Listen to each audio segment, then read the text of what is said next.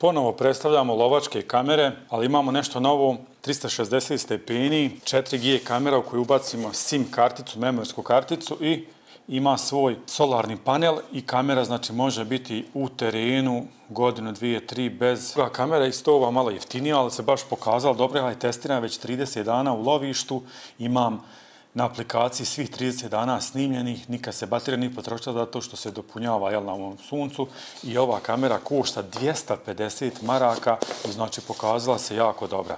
Imamo znači na njoj 3 punjive baterije koje dođu unutra, noćna vizija, microSD kartica, detekcija pokreta i aplikacija. I kod nje znači dobijemo u kutiji uputstvo,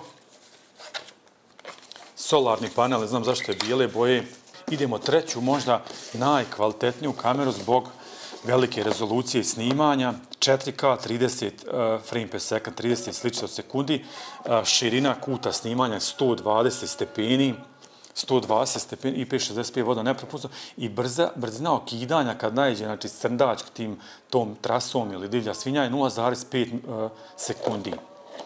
Ima normalnu aplikaciju i punjiva je baterija, znači ovdje kažu proizvođač, zavisi od broja prolaza na kameri, može kamera da snima gotovo mjesec dana.